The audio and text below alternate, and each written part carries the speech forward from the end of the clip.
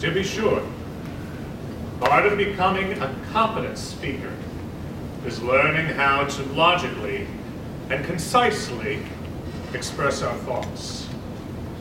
But there is another aspect of public speaking that I wish to touch on today, and that is the theatricality, that charismatic quality that makes people wake up and get excited, that makes them want to listen to us.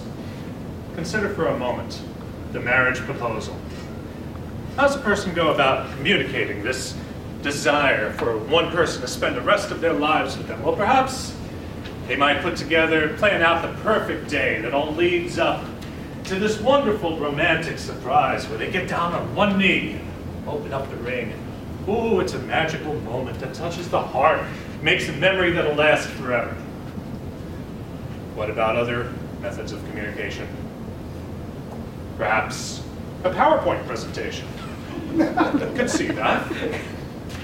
And if we look here on slide 42, we can clearly see a 38% reduction in risk of cardiopulmonary disease for married versus unmarried. No! Don't do that. Well, why not? Because it doesn't touch the heart. It doesn't get the heart going pitter-patter. Why is that important? Well, as Alan Weiss once said, a public speaking Hall of Famer, logic makes us think. But emotion makes us act. If you can touch our emotions, you can get us to move, you can get us to act. That's where the power is. As people who study public speaking, that ability to speak and move people to action, we'd like to gain that power, wouldn't we?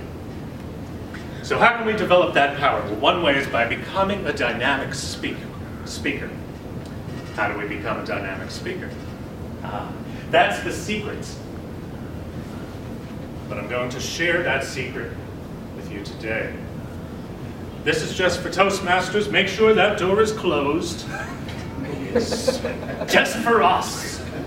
It's the secret to becoming a dynamic speaker is speak with dynamics. Ooh. It's not a really big secret, nothing special there. But the power is found in the meaning of the word dynamics. And all it means is characterized by change over time. Change over time. It's very simple. But as we start to bring this change over time into our speeches, as we start to play with things like volume, pitch, up and down, speed, timing, rhythm,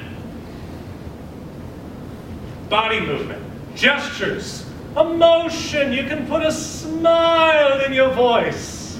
And you can take it right back out again, too. So as we start to play with these things, we develop the ability to touch people's emotions, to move them to action.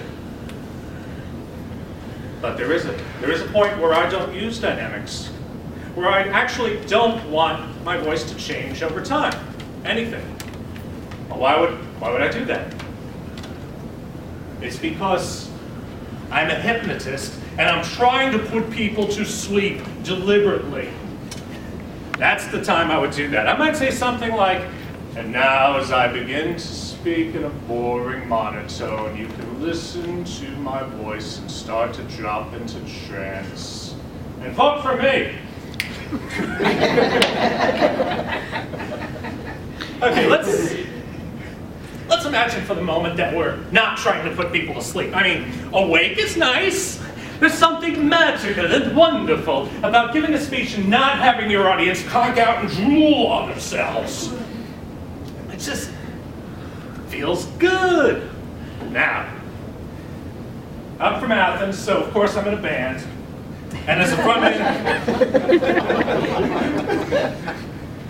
you have to. But as a frontman for that band, I know how to rock people and get them excited. And as a hypnotist, I know how to put them to sleep. And here's the difference. It's very simple. To put them to sleep, change nothing. To keep them awake and excited, change everything. Now notice what I'm doing there. I'm going from low to high, going from slow to fast. Intensity to drive home the point. The big dramatic pause. It's timing, rhythm.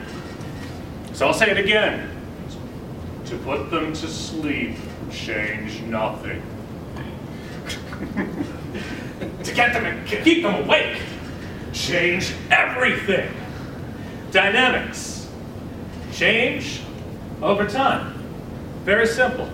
But as we start to bring this into our speaking, we develop power. So if we want to develop that kind of power, to touch people's emotions, to move them to action, let's start to explore the world of vocal dynamics. Play with volume, pitch, up and down, timing or rhythm, intensity.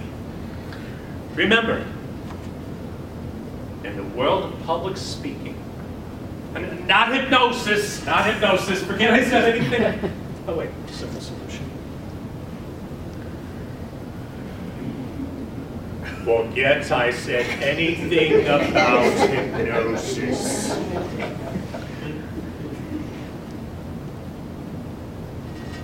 Remember, in the world of public speaking,